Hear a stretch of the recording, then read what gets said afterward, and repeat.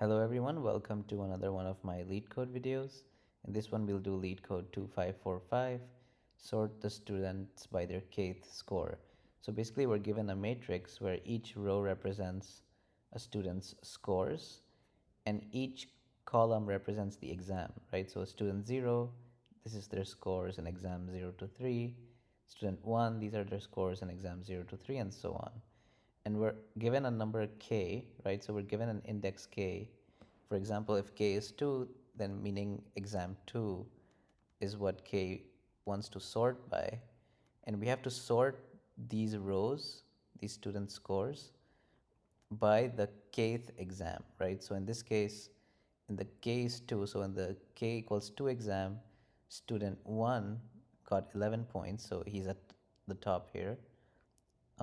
The next highest is 9, so student 0 is next, and student 2 is at the bottom because they got the lowest in the second exam. So basically we have to reorder these rows by the kth exam score.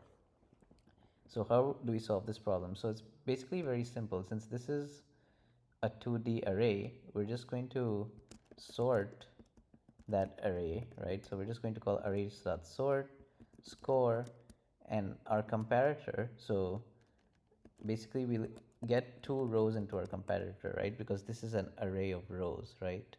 So for each row, how are we going to sort it? So what we're going to do is compare the row 1 at k, because that's the kth score of this row, and the row 2 at k, because that's the kth score of that row, and then we just return score.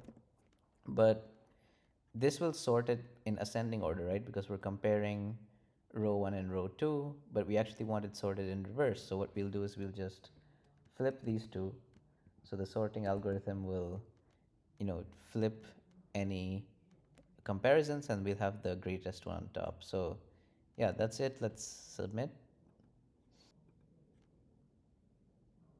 Cool. Thank you so much for watching. I'll see you in the next video. Cheers.